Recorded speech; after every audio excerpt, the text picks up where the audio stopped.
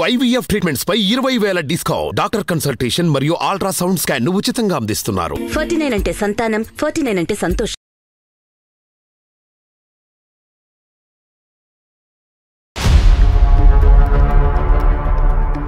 Friend వాళ్ళ ఇంటికి వెళ్తాను అంటది. తనకున్నదే 2 ఫ్రెండ్స్.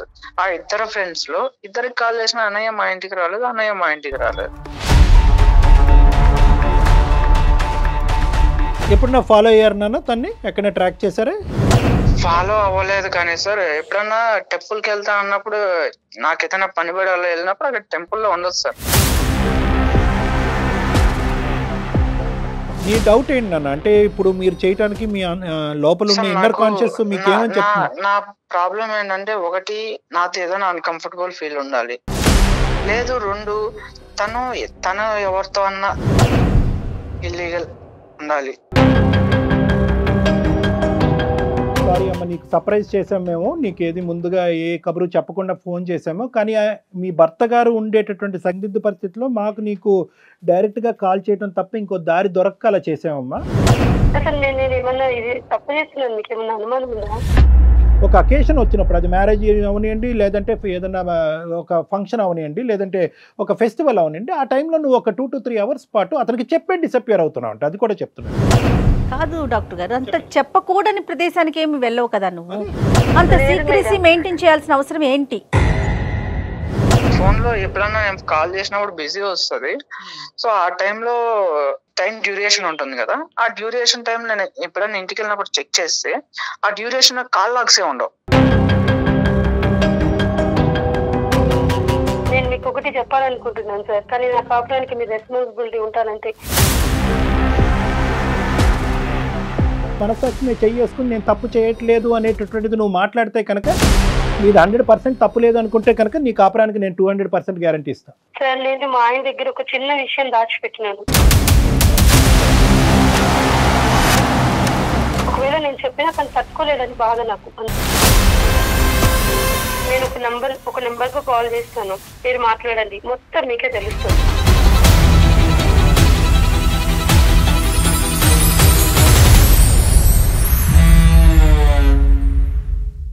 నమస్తే కళ్యాణ్ గారు. నమస్తే జయ గారు. కళ్యాణ్ గారు, మనకు ఒక మెయిల్ వచ్చిందండి. కృష్ణ అని ఆయన చేశారనమాట. అతనికి భార్య మీద ప్రేమ ఉందో అర్థం కావట్లేదు, అనుమానం ఉందో అర్థం కావట్లేదు, అన్ని పీక్స్లో ఉన్నాయండి. సో దాన్ని ఎట్లా ఏం చేయాలనేది అతనికి అర్థం కావట్లేదు, ఎక్కడ బ్యాలెన్స్ చేసుకోవాలో తెలియట్లేదు, చాలా సతమతం అయిపోతున్నాడండి. ఏం పేరు అన్నారు మేడం? కృష్ణ అండి. కృష్ణ గారు మనకి ఈమెయిల్ చేశాడు, ఒకసారి మీతో మాట్లాడించాలని. సో మనకి నెంబర్ ఇచ్చారు, ఒకసారి కాల్ చేసేద్దామండి. చేయండి తప్పకుండా జయ గారు, will help him.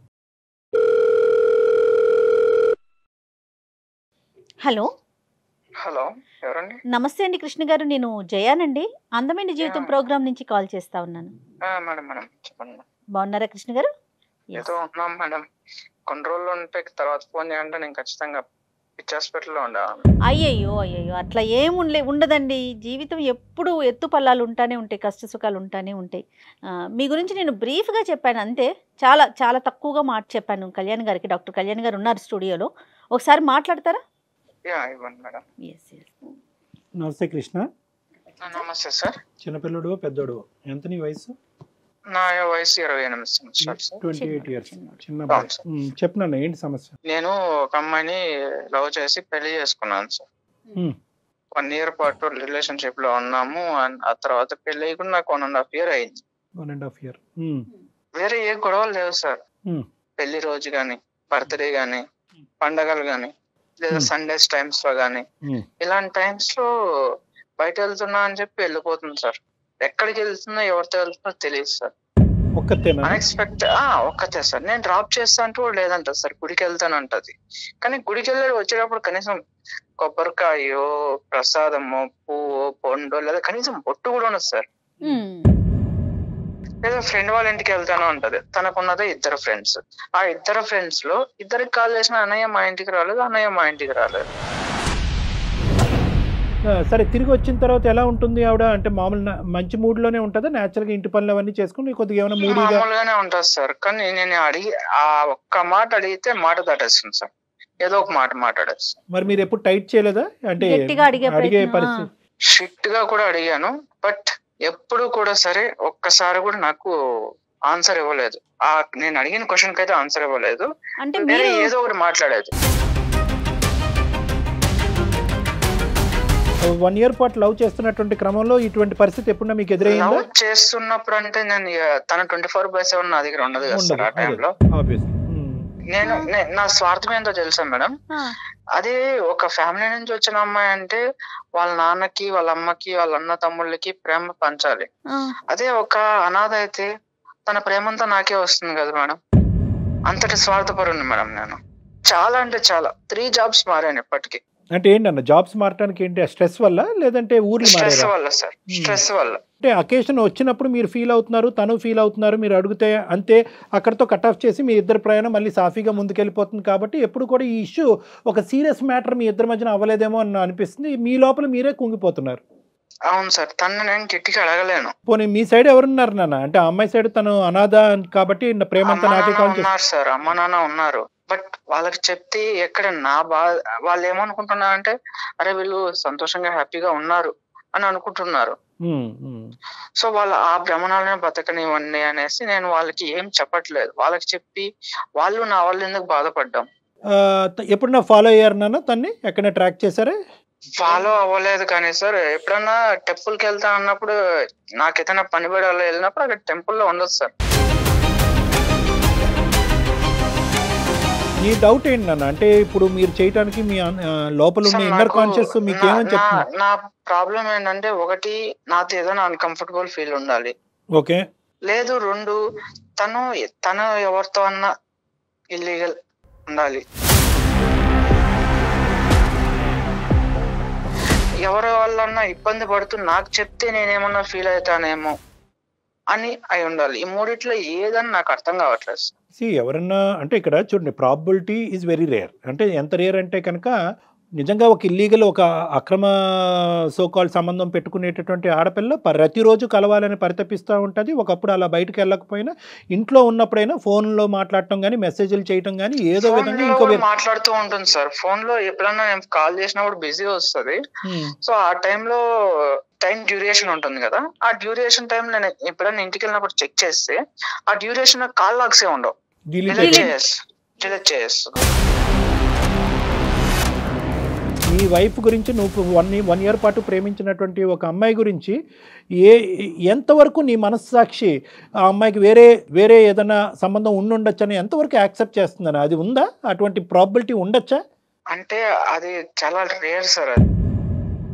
Right, okay. నేను ఎందుకు ఈ ప్రశ్న అడిగానంటే కృష్ణ, ఎందుకంటే ఈరోజు సుమన్ టీవీ అందమైన జీవితం ద్వారా ఏంటంటే మిమ్మల్ని ఏదో కలిపేటటువంటి ప్రయత్నం చేయాలి, కానీ ఒక కొత్త కథని మీ ఇద్దరి మధ్యన క్రియేట్ చేయకూడదు. ఒక అనుమానం అనేటటువంటి కథ, మీ భర్త నీ మీద అనుమానం పడుతున్నారు, 6 గంటల్లో ఎక్కడికో వెళ్తున్నావు అనేటటువంటి ఆలోచనతో అతను అడగలేక మా చేత అడిగించాడు అని మేము మొదలు పెట్టామనుకోండి, రేపొద్దున మీ ఇద్దరి మధ్యన వేరే భారతం అనేది మొదలవుద్ది. ఒకప్పుడు ఆ అమ్మాయి ధిక్కరిస్తే కనుక, ఏ సమాధానం చెప్పకుండా ఫోన్ పెట్టేస్తే కనుక నెక్స్ట్ ఏంటి అనేటటువంటి దానికి నువ్వు మెంటల్గా ప్రిపేర్ అయ్యి ఉన్నావా? చెప్పొచ్చు, చెప్పకపోవచ్చు. 1.5 year ప్రేమించినటువంటి నీ స్థాయి వ్యక్తికే చెప్పని దానికి నాకెందుకు చెప్తుంది డాక్టర్ కళ్యాణ్ చక్రవర్తి? ఏమో నా యొక్క అనుభవం బట్టి, నేను అడిగే విధానం బట్టి, నా మీద ఉండే గౌరవం బట్టి చెప్తే చెప్పొచ్చు. చెప్పకపోయినా కూడా ఆ కథను అలా పక్కన పెట్టేసి రెస్ట్ ఆఫ్ యువర్ లవ్ స్టోరీని కంటిన్యూ చేసేదానికి అవకాశం ఉందా? తర్వాత డిసైడ్ చేద్దాం సార్. నాకైతే ఏ ఆలోచన లేదు, నాకు అసలు ఏం అర్థం కావట్లేదు. బ్లైండ్ గా ఉన్నాడు అంతేనా కృష్ణ? మీకేం అర్థం కావట్లా? అవును మేడం. డాక్టర్ కళ్యాణ్ చక్రవర్తి మాట్లాడిన తర్వాత కూడా, అందమైన జీవితం ఇన్వాల్వ్ అయిన తర్వాత కూడా సమాధానం రాలేదు కాబట్టి ఇదేదో భయంకరమైనటువంటిది, ఇక్కడ ఏదో జరిగిపోతుంది అనేటటువంటి అన్నెసెసరీ కన్క్లూజన్స్ మాత్రం దయచేసి రావద్దు. Okay right, good. మరి ఒకసారి తనతో మాట్లాడదామా కృష్ణ? మాట్లాడదాం మేడం. మెయిల్లో నేను నెంబర్ మెన్షన్ చేస్తాను, మీరే ఒకసారి చేయరా? కృష్ణ మీరు లైన్ లో ఉండండి, నేను ఒకసారి ఐశ్వర్యకి కనెక్ట్ చేసి మాట్లాడతాను. ఓకే.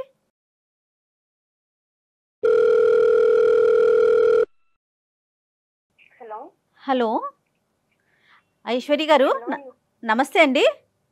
నమస్తే అండి. ఎవరు? నేను జయానండి, అందమైన జీవితం ప్రోగ్రామ్ నుంచి మాట్లాడుతా ఉన్నాను. ఓకే చెప్పండి మేడం. మీ హస్బెండ్ కృష్ణ గారు లైన్ లో ఉన్నారు, ఒక్కసారి ఆయనతో మాట్లాడండి, దెన్ మళ్ళీ నెక్స్ట్ నేను మాట్లాడతాను. హలో కృష్ణ, మేడం మీ వైఫ్ ఉన్నారండి, ఒకసారి తనకి మాట్లాడండి. హలో. హలో ఐశ్వర్య చెప్పండి. కళ్యాణ్ చక్రవర్తి గారు, జయ మేడం ఉన్నారు. ఏమైందండి? మీరు ఎక్కడున్నారు? ఏమైందో నీకు తెలీదా? 1.5 year గా నేను అడిగి విరక్తి పుట్టిపోయింది నాకే. దానికి కనీసం సార్ వాళ్ళ దగ్గరికన్నా వస్తా నా సమాధానం వస్తుందని చెప్పి నేను ఇక్కడికి వచ్చా. అసలు మన మధ్య సమస్య ఏముందండి పరిష్కరించుకోవడానికి? అసలు నేను ఏమన్నా ఇది తప్పు చేస్తున్నాను, మీకు ఏమన్నా అనుమానం ఉందా? అంత మంచిగా రైట్ చేస్తున్నావు. నేను అడిగిన దానికి సమాధానం ఇవ్వాలి కదా. నీకున్నది ఇద్దరు ఫ్రెండ్స్, వాళ్ళిద్దరిని అడిగితే నా ఇంటికి రాలేదన్నయ్య అంటున్నారు. నేను మీకు నిజమే చెప్పి వెళ్ళానండి, టెంపుల్ కి వెళ్ళండి సార్, టెంపుల్ కి వెళ్ళాను. ఇప్పుడు కూడా చూడండి. అమ్మా ఐశ్వర్య నమస్తే అమ్మా, నేను డాక్టర్ కళ్యాణ్ చక్రవర్తి అమ్మా, సుమన్ టీవీ అందమైన జీవితం నుంచి మాట్లాడుతున్నాను. నమస్తే సార్. సారీ అమ్మ, నీకు సర్ప్రైజ్ చేసాం మేము, నీకు ఏది ముందుగా ఏ కబురు చెప్పకుండా ఫోన్ చేసాము. కానీ మీ భర్త గారు ఉండేటటువంటి సందిగ్ధ పరిస్థితిలో మాకు నీకు డైరెక్ట్గా కాల్ చేయడం తప్ప ఇంకో దారి దొరక్క అలా చేసామమ్మా. ఇక్కడ అమ్మ తప్పు చేసావని మేము ఎవరు అనలేదమ్మా. ఒక అకేషన్ వచ్చినప్పుడు, ప్రత్యేకంగా ప్రతిరోజు కాదు, ఒక అకేషన్ వచ్చినప్పుడు, అది మ్యారేజ్ అవనివ్వండి, లేదంటే ఏదైనా ఒక ఫంక్షన్ అవనివ్వండి, లేదంటే ఒక ఫెస్టివల్ అవనివ్వండి, ఆ టైంలో నువ్వు ఒక 2 to 3 hours పాటు అతనికి చెప్పే డిసప్పియర్ అవుతున్నావు అంటే, అది కూడా చెప్తున్నాడు, చెప్పే డిసప్పియర్ అవుతున్నావు. కానీ ఎక్కడికి అనేది మాత్రం చెప్పట్లేదు. ఎక్కడికి అని చెప్పేటటువంటి దానికి సంబంధించినటువంటి ఆధారాలు కనిపించట్లేదు. మరి ఇంత సీక్రెట్గా ఉండేటటువంటి ఈ వ్యక్తి ఎవరి దగ్గరికి తిని వెళ్తుంది, ఆమె అతను అనేటటువంటి ప్రస్తావన అతని దగ్గర లేదు. అతనికి నీ మీద అనుమానం కూడా లేదు. అది నేను ముందే క్లారిఫై తెచ్చుకున్నాను. చాలా అంటే చాలా మంచివాడు, మంచోడే. సమస్య అదేనమ్మా కాదు డాక్టర్ గారు, అంత చెప్పకూడని ప్రదేశానికి ఏమి వెళ్ళవు కదా నువ్వు. అంత సీక్రెసీ మెయింటైన్ చేయాల్సిన అవసరం ఏంటి? తను 1 year గా నన్ను చూసి నన్ను ఇష్టపడే కదా మేడం పెళ్లి. అవును, ఏది ఉన్నా గానీ తనకు ప్రతిదీ చెప్తూనే ఉంటాను. కాకపోతే అతను ఏది తెలిసినా గానీ ఏమైతాడంటే, నేను తన దగ్గర చెప్పినంతగా తను కొంచెం చెప్పలేడు. ఒకవేళ ఇన్ కేస్ నేను ఏమైనా తప్పు చేసినా గానీ నన్నేమన్నాడు ఆయన, నా ఎదుట ఉన్న వ్యక్తిని తనను బాధించే రకం, లేకుంటే తనలో తను మదన పడుతూ బాధపడుతూ ఇప్పటికే 3 jobs పోగొట్టుకున్నాడు మేడం. ఒకదాని తర్వాత ఒకటి బాధపడుతూ, ఎందుకంటే ఏదో చెప్తూ ఉంటాడు. ఇంత సీక్రెట్ ఏముంటుందమ్మా వైఫ్ అండ్ హస్బెండ్ మధ్యన? పెద్ద ప్రాబ్లం ఏది లేదు madam. The thing is Aishwarya, ఇది ప్రాబ్లం పెద్దదా చిన్నదా అనేది కాదు జయ గారు. ఇక్కడ ఏంటంటే అసలు ఇది ప్రాబ్లం కానప్పుడు ఏంటి అది అని చెప్పడంలో పెద్ద ఇందులో అంత సందిగ్ధం ఏముందమ్మా? ఉన్నది ఉన్నట్టుగా చెప్పండి. ఒకవేళ నేను చెప్పినా తను తట్టుకోలేదని బాధ నాకు, అంతే. అలా కదమ్మా, నీది పిచ్చితనమో మంచితనమో నాకు అర్థం కావట్లేదు. ఆ తట్టుకోకపోవటం అంటే కనుక ఈ నరకం ఇది మహాఘోరం. ఇది నేను మీకు ఒకటి చెప్పాలనుకుంటున్నాను సార్, కానీ నా కాపురానికి మీ రెస్పాన్సిబిలిటీ ఉంటానంటే. నీ మనస్సాక్షి మీద చెయ్యేసుకుని నేను తప్పు చేయట్లేదు అనేటటువంటిది నువ్వు మాట్లాడితే కనుక నీది 100% తప్పు లేదు అనుకుంటే కనుక నీ కాపురానికి నేను 200% గ్యారంటీ ఇస్తాను సార్. 200 కాదు, 1000% ఏ తప్పు లేదు సార్, పక్కాగా చెప్తున్నా. నా సైడ్ తప్పు పెట్టుకొని మిమ్మల్ని సలదించుకునేలాగా నేను చెయ్యను. ఖచ్చితంగా నేను చెప్తాను, నిజం మాత్రమే చెప్తాను. నా సైడ్ ఎంత మీరు వెతికినా ఇంత తప్పు కూడా దొరకదు. కాన్ఫిడెంట్ గా చెప్తున్నాను. తను మిస్అండర్స్టాండింగ్ చేసుకోకుండా మాట్లాడే బాధ్యత డాక్టర్ గారు తీసుకుంటారు. అది తీసుకుంటే చాలు. తను ఏం చెప్పినా ఓవర్ గా రియాక్ట్ అవుతారు, అది నేను భరించలేను. అది బాధపడడం కూడా నాకు ఇష్టం లేదు. ఏంటంటే తనను ఒక చిన్న పిల్లలా చూసుకుంటాను నేను. కానీ మరి సమస్య ఇక్కడ దాకా వచ్చింది కదా తల్లి, రివీల్ చేయక తప్పదు. ఇంకా అందుకే మేడం నేను చెప్పాలని నిర్ణయం తీసుకున్నాను. చెప్తాను, ఖచ్చితంగా మీ దగ్గర చెప్తాను, ఒప్పుకుంటాను, ఏం చేసింది ప్రతిదీ చెప్తాను. కానీ తను ఒప్పుకోవాలి, ఎందుకంటే తను బాధపడకూడదు. తను అర్థం చేసుకునేటటువంటి విధంగా మేము ఆ ప్రాసెస్ ని ఫెసిలిటేట్ చేస్తామని చెప్తున్నాం అమ్మా. అతను రియాక్ట్ అవ్వకూడదు, అతను మాట్లాడకూడదు, అతను చెవులు మూసుకోవాలంటే కనుక అసలు ఏంటో అదేం లేదు సార్. తను ఒక మంచి మనసు ఒప్పుకుంటే చాలు నాకు. ఎందుకంటే తప్పు ఉంటే నేను ఇంతగా మాట్లాడలేను కదా, నా సైడ్ తప్పు ఉంటే నేను మాట్లాడలేను సార్. అదే అమ్మా, ఇప్పుడు నువ్వు చెప్పమ్మా, నువ్వు విషయం చెప్పమ్మా. సార్ నేను మా ఆయన దగ్గర ఒక చిన్న విషయం దాచిపెట్టినాను, అది ఒక్కటే నేను చేసిన తప్పు, తప్పితే ఇంకేది లేదు. నేను ఒక నెంబర్ కు కాల్ చేస్తాను, మీరు మాట్లాడండి, మొత్తం మీకే తెలుస్తుంది. కాదు మా నెంబర్ కి కాల్ చేయడం ఏంటి? నువ్వు చెప్పు, అసలు ఏం జరిగిందో నువ్వు చెప్పట్లేదు. అటు ఆయనకి దాచావు, ఇటు డాక్టర్ గారు అడుగుతుంటే దాస్తున్నావు. దాయడం లేదు, దాసేదాన్ని అయితే నెంబర్ కి కాల్ చేస్తాను నేను అనను మేడం. ఒక నెంబర్ కు కాల్ చేస్తే డాక్టర్ గారు ఖచ్చితంగా మీకు అన్ని విషయాలు తెలుస్తాయి. ఎవరు మళ్ళీ ఏంటమ్మా ఈ సస్పెన్స్ థ్రిల్లర్ తట్టుకోలేకపోతున్నావు? అక్కడో సస్పెన్స్, ఇక్కడో సస్పెన్స్, ఇప్పుడు మళ్ళీ ఇంకో ఫోన్ కాల్ అంటున్నావు. సరే, నీ సమస్య, మీ ఇద్దరి మధ్యన సమస్యకి పరిష్కారం ఉంటే కనుక మరి ఆ సస్పెన్స్ కూడా మేము చూడటానికి రెడీగానే ఉన్నాం. కలుపమ్మా. కాన్ఫరెన్స్ లోకి తీసుకుంటావా? తీసుకోండి. ఇప్పుడు తన కాపురానికి మీరు బాధ్యత అన్నారు. సో తప్పు జరగనంత వరకు ఓకే మీరు చూసుకుంటామన్నా, మళ్ళీ ఇంకొక కాల్ ఏంటో అర్థం కాలేదు మరి. హలో హలో సార్, చూసారా? నా అనుమానమే నిజమైంది. ఎవరో ఉన్నారు. ఎవరమ్మా అవతల ఎవరున్నారో మాట్లాడమని వినండి సార్, ప్లీజ్ ఫస్ట్ వినండి. ఫస్ట్ నువ్వు కూల్ గా ఉండు. అదే కదా నా మీద నిందలు మోపకండి, ఒక్కసారి వినండి. సార్ నమస్కారం సార్, నా పేరు కల్పన, నేను ఒక ట్రాన్స్జెండర్ ని. తను ఐశ్వర్య నా బిడ్డ సార్.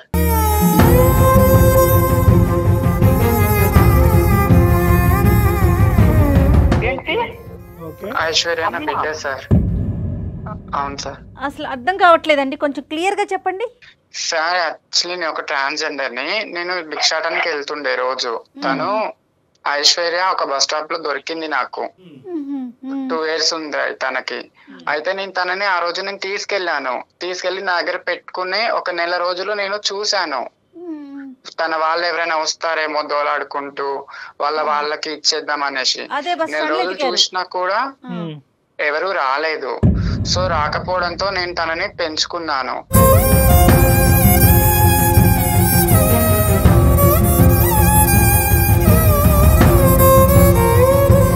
పేరు పెట్టాను తనకి, స్కూల్లో జాయిన్ చేశాను. నేను 6వ క్లాస్ వరకు నేను తనకి చూసుకున్నాను.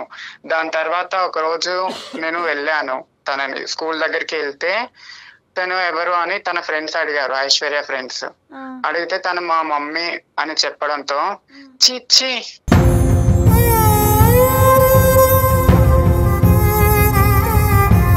ఏంటి తను మీ మమ్మీయా? తను ఒక ట్రాన్స్జెండర్. చి మీ మమ్మీ అంటావేంటి నువ్వు? దీనితో ఫ్రెండ్షిప్ చేయొద్దు మనం. వాళ్ళ అమ్మ ఒక ట్రాన్స్జెండర్ అని చెప్పేసి నా బిడ్డని దూరం పెడుతున్నారు.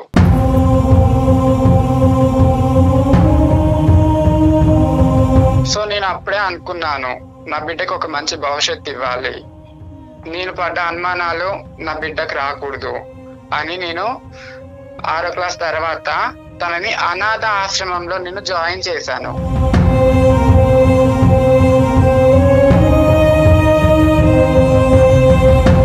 ప్రతి ఒక్క ఫీజు, తనకు కావాల్సిన బుక్స్ అన్ని ప్రతి ఒక్కటి నేను చూసుకున్నాను.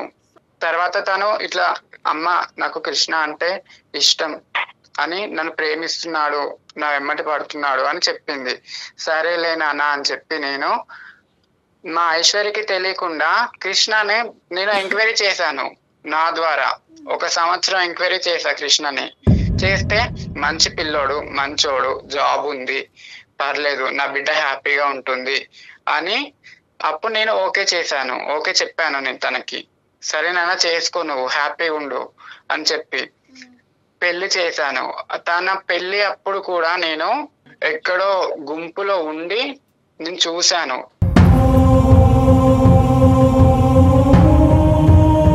అనాథ ఆశ్రమం తరపు నుంచి తన పేరు మీద ఫిక్స్డ్ డిపాజిట్ 5 లక్షలు చేశాను.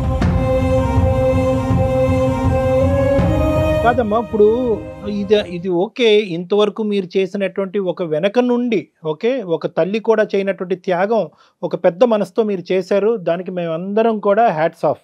కానీ ఇది పెళ్లి చేసుకునేటటువంటి భర్తకి దాచిపెట్టవలసినటువంటి అవసరం ఏముందమ్మా? ఇప్పుడు మంచి అబ్బాయి అన్నారు, అర్థం చేసుకునేటటువంటి మనసు ఉంది. ఈ అమ్మాయి చిన్నపిల్ల, తెలియనటువంటి మనస్తత్వం. ఒక పెళ్లి అనేటటువంటిది కంప్లీట్గా ఒక ట్రాన్స్పరెంట్ ప్లాట్ఫామ్ మీద ఉండాలా, ఉండకూడదా? నమ్మకం ఉండాలి సార్. కానీ ఈ సొసైటీ మమ్మల్ని నమ్మదు కదా. ఈ సొసైటీ ఏమంటుంది, ఒక దగ్గరికి వెళ్తాం సార్, మేము వెళ్తే మమ్మల్ని చూసి దూరం వెళ్ళిపోయే వాళ్ళు ఉన్నారు, పక్కన కూర్చుంటే లేచి వెళ్ళిపోయే వాళ్ళు ఉన్నారు. మీరు బాగానే ఉన్నారు కదా, పని చేసుకొని బతకొచ్చు కదా, ఇట్లా ఎందుకు అడుక్కోవడం? మీరు కాదు తల్లి, కృష్ణ ఐశ్వర్య ప్రేమించి పెళ్లి చేసుకున్నారు, ఒకరినొకరు అర్థం చేసుకుని పెళ్లి చేసుకున్నారు. ఆ ప్రేమలో త్యాగాలు అనేటటువంటి ఉంటాయి. నువ్వు చేసినటువంటి కార్యక్రమానికి బహుశా కృష్ణ హర్షిస్తాడేమో. అరే ఇంత గొప్ప మనిషా, సమాజం నీ వైపు వేలెత్తి చూపెడుతుందంటే కనుక ఈ వెనకాతల నుంచి తల్లిలాగా. నాకు తెలియదు కదా సార్, నా వల్ల నా అల్లుడు బిడ్డ దూరం కావద్దు, నా వల్ల ఇది నా బిడ్డ ఒంటరిది కావద్దు, మాది ఎట్లాగో ఒంటరి జీవితం. బట్ హౌ లాంగ్ అమ్మా? కాదు కల్పన గారు, ఎన్ని సంవత్సరాలు దాచిపెడతారు? ఎన్ని సంవత్సరాలు దాచిపెడతాం అనుకున్నారు? ఇప్పటికే ఆ అబ్బాయికి లేనిపోయిన ఆలోచనలు. చెప్పమ్మా, చెప్పమ్మా. ఇక్కడ ఇది ఎందుకు దాచిపెట్టిందో నేను చెప్పొచ్చా సార్? చెప్పుమా చెప్పు. లేదు సార్, ఒకసారి నేను ఈయన షాపింగ్ మాల్కి వెళ్ళినాం. అక్కడ ట్రాన్స్జెండర్ చూసి ఈయన ఎంత విసుక్కున్నాడంటే అతను దగ్గరికి వచ్చేసరికి చాలా అంటే చాలా చిరాకు పెట్టిండు ఫేస్ మొత్తం. తన మెంటాలిటీ అలా ఉంది. దాని వల్ల నేను చెప్పలేకపోయాను సార్. వాళ్ళ గురించి కొంచెం మంచి చెప్పి ఇది నా పరిస్థితి అని చెప్పడానికి నేను చాలా సార్లు ప్రయత్నం చేసినాను సార్. అసహ్యం కలిగినటువంటి ఒక వ్యక్తి అంటే ఈ పరిస్థితుల్లో అతను ఏవో కొన్ని ఎక్స్పీరియన్సెస్ వల్ల లేదంటే అతను చూడకూడదు ఏమైనా చూడటం వల్ల అతనికి ఒక బ్యాడ్ ఇంప్రెషన్ ట్రాన్స్జెండర్స్ మీద పడింది. కానీ నీ జీవితంలో ఒక ట్రాన్స్జెండర్ ఒక ఆడపిల్ల యొక్క ఒక అనాథైనటువంటి ఒక ఆడపిల్లకు ఒక తల్లిలాగా నిలబెట్టి జీవితంలో ముందుకు పంపించింది అనే ఒక గొప్ప ఎగ్జాంపుల్ చెప్తే కనుక బహుశా అతని ఆలోచన శైలి మారిపోయి ఉండేదేమోనమ్మా. ట్రాన్స్జెండర్స్ మీద ఒక మంచి అభిప్రాయం వచ్చి ఉండేదేమో. వాళ్ళలో కూడా ఒక దయాగుణం ఒక త్యాగశైలి త్యాగగుణం ఉందనేటటువంటి ఆలోచనకు వచ్చి ఉండేవాడేమో. నిజమే సార్, అందుకే నేను వాళ్ళలో ఉన్న మంచితనం చెప్పడానికి కూడా నేను చాలా సార్లు ప్రయత్నం చేశాను. కనీసం వాళ్ళు ఊపే ఎత్తనియడు సార్ ఇంట్లో. ఇప్పుడు మనకి ప్రధానంగా కావాల్సింది కృష్ణ యొక్క రియాక్షన్ కావాలి నాకు ఇక్కడ. కృష్ణ నీ రియాక్షన్ ఏంటి? ఇప్పుడు ఆవిడ ఒక ఫోన్ కాల్ కలిపింది. ఆ ఫోన్ కాల్లో ఒక మగ గంతుకు లాంటిది వినిపించేటప్పటికి అదిగో మేడం ఒక అబ్బాయి మాట్లాడుతున్నాడు బ్యాక్గ్రౌండ్ చూసారా, నేను అనుకున్నది నిజమైందని అన్నారు. కానీ అది నిజం కాదు. మీరు మాట్లాడుతుంది ఆ అమ్మాయి తల్లికి మించినటువంటి ఒక తల్లితో మీరు మాట్లాడుతున్నారు. ఇప్పుడు మీ అభిప్రాయం ఏంటో నాకు చెప్పండి. అవును సార్, నాకు వాళ్ళంతా చిన్నప్పటి నుంచి ఒక భయం సార్. వాళ్ళు వచ్చి ఆ స్లాబ్స్ కొడుతుంటే నాకు అట్లా షివరింగ్ అయిపోయేది. తను నాతో ఉండాలనుకుంటే వాళ్ళ అమ్మను వదిలేయమని చెప్పండి, లేదు వాళ్ళ అమ్మ కావాలనుకుంటే నన్ను వదిలేసి వెళ్ళిపోమని చెప్పండి సార్. కాదండి, దానికి కారణం ఏంటి? మీ ఒకటి కృష్ణ ఇక్కడ ఇక్కడ ఏంటంటే దేనికైనా ఒక బలమైనటువంటి కారణం ఉండాలి. మీ పర్సనల్గా మీరు ఒక ఎల్జీబీటీ గ్రూప్ని ఏ విధంగా చూస్తున్నారో does not equate to how Aishwarya looks at an LGBTQ group. ఆ అమ్మాయికి ఒక ప్రాణాన్ని ఇక్కడ నేను ఐశ్వర్య ఏదైనా తప్పు చేసిందంటే కల్పన గారు ఏదైనా ప్రీమెచ్యూర్గా అనాలోచితంగా చేశారు అంటే కనుక మీకు చెప్పకపోవటం అనేటటువంటిది ఒక ప్రధానమైనటువంటి అంశం. అందుగురించి నేను అన్నాను, ఎంతకాలం దాచిపెడదాం అనుకున్నారంటే కనుక ఒక కూతురు అల్లుడి మధ్యన నేను ఒక ఇదిగా అవ్వకూడదమ్మా. ఇంతకాలం నేను ఇంత కష్టపడి పెంచినటువంటి నా కూతురు జీవితాన్ని నాశనం చేసినటువంటి ఒక తల్లిగా నాకు ఒక చరిత్రలో నేను ఉండకూడదు అనే ఆలోచనతో నేను వెనక నుంచే ఇప్పటికీ జీవితాంతం వెనక నుంచే నడపాలి అనేటటువంటి ఆలోచనని, అందులో మంచి ఉంది అనేది 99% మంది సమాజం నమ్మినా కూడా 1% మందిలో నేను ఒకనేమంటానంటే అమ్మ పెళ్ళి అంటే కనుక నీతిమైనటువంటి పెళ్ళే కదమ్మా, ట్రాన్స్పరెంట్గా ఉండాలి కదా, నమ్మకం అనే బేస్మెంట్ మీద నడిచేది కదా, అన్నీ చెప్పుకుంటే కనుక అబ్బాయిని మనసు మార్చచ్చు కదా అనేటటువంటి ఒక్క అంశంలోనే ఆవిడ వైపు నేను వేలెత్తి చూపెట్టా. కానీ ఈరోజు ఆవిడ చాలా ముఖ్యమైనటువంటి పాత్రలో ఉంది. ఐశ్వర్యకి చాలా ముఖ్యమైనటువంటి పాత్రలో ఉంది. మీ అభిప్రాయం ఐశ్వర్య అభిప్రాయం అవనవసరం లేదు. మీరేం చూసారో నాకు తెలీదు. ఎందుకు వాళ్ళని చేదరించుకుని అసహించుకుంటున్నారో నాకు తెలీదు. ఎందుకు కింద నుంచి పై వరకు మీ శరీరం వణుకుతుందో నాకు తెలీదు. కానీ ఈరోజు ఐశ్వర్యకి ఆ అమ్మాయి ప్రాణం పోసింది, ఆ తల్లి పాత్రలో పోషిస్తూ ప్రాణం పోసింది. లేదంటే ఎవరి చేతుల్లో పడి ఉండేదో ఐశ్వర్య ఈరోజు ఏమై ఉండేదో. ఈరోజు చదువుకుని ఒక క్వాలిఫికేషన్ వచ్చి నీలాంటి ఒక మంచి వ్యక్తితో పెళ్లి చేసుకుని ఒక ప్రయాణం కొనసాగటానికి ముఖ్య కార్యక్రమాలు భగవంతుడికి మించినటువంటి భగవంతుడు ఎవరన్నా ఉన్నారు అంటే కనుక అది కల్పన గారు. మా అత్తగారు ఒక ట్రాన్స్జెండర్ అంటే మా ఫ్యామిలీ కానివచ్చు, లేదంటే సొసైటీ కావచ్చు, నన్ను వేరేలా చూస్తుంది సార్. సో నేను అది తీసుకోలేను. Let us take another hypothesis. ఒక నిమిషం ఐశ్వర్య, నాకు కృష్ణతో నేను డీల్ చేయాలి.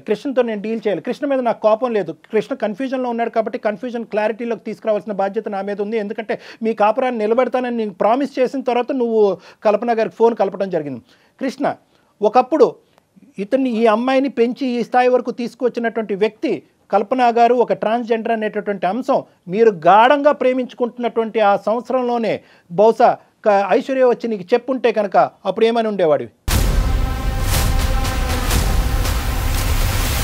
సార్ నా ప్రేమ కాదు సార్, ఇప్పుడు తను మా అత్త అని చెప్పుకొని ఎలా చెప్పుకోగలుగుతాను సార్ నేను?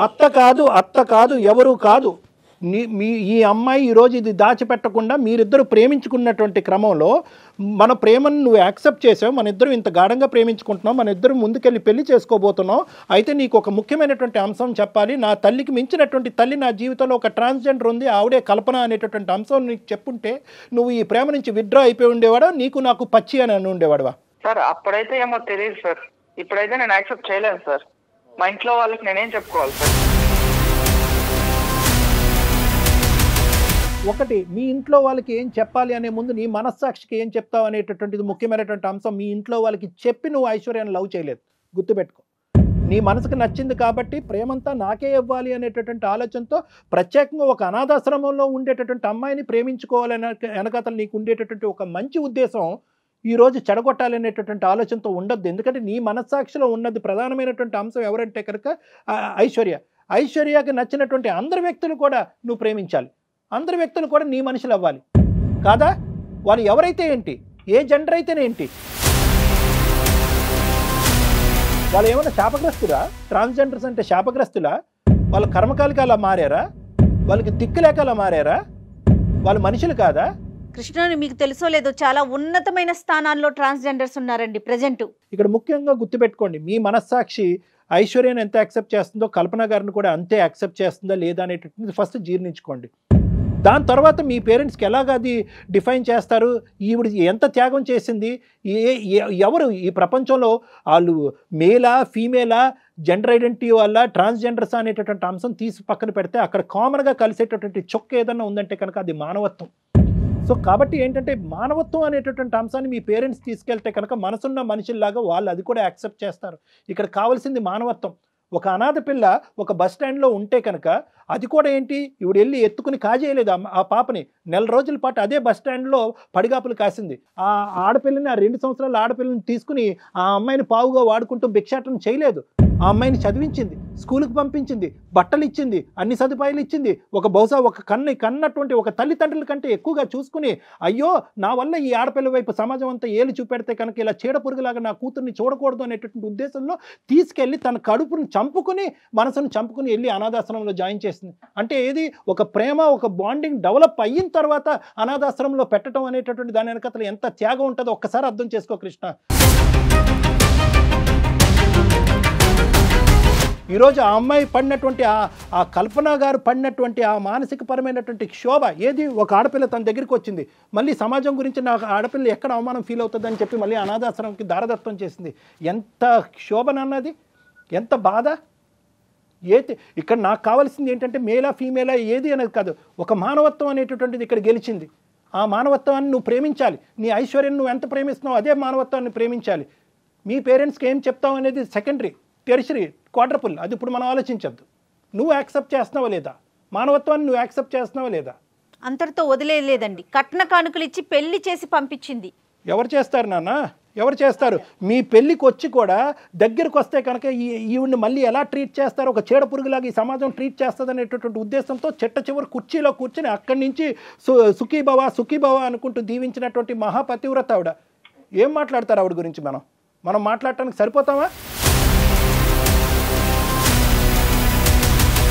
జెండర్ కాదండి చూడాల్సింది కృష్ణ, డాక్టర్ గారు చెప్పినట్టు మానవత్వం చూడండి, కొంచెం కళ్ళు తెరవండి. ఓకే కాదు నాన్న, నీలో ఇంకేం సెకండరీ థాట్ అనేది ఉండకూడదు. నువ్వు యాక్సెప్ట్ చేయాలి. ఐశ్వర్యని ఎలా అయితే యాక్సెప్ట్ చేస్తున్నావో అంత గొప్పగా ఆలోచించేటటువంటి ఆ మనిషిని కూడా యాక్సెప్ట్ చేయాలి. వీళ్ళు దాగుడు మూతలుగా వెళ్ళి కలుసుకోవటం అనేటటువంటిది ఇంకా ఆపేసి ఆవిడ కూడా మీతో పాటు కలిసి ప్రయాణం చేసేటటువంటి విధంగా ఒక వాతావరణాన్ని తీసుకురండి త్వరలో. నాకు ఏం చెప్పాలో అర్థం కావట్లేదు సార్, మీరు ఇలా చెప్తున్నారు. నాకు ఆలోచించుకోవడానికి టైం కావాలి సార్. ఓకే కృష్ణ, ఆలోచించుకోవటానికి టైం తీసుకో. కల్పన గారు మీరేమంటారమ్మా? నా కూతురు నా అల్లుడు ఇద్దరు హ్యాపీగా ఉంటే నేను వాళ్ళ లైఫ్ లోకి మళ్ళీ రాను సార్.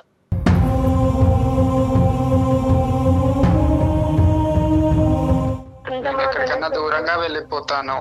నువ్వు అల్లుడు మంచిగా ఉంటే నాకు అదే చాలమ్మా.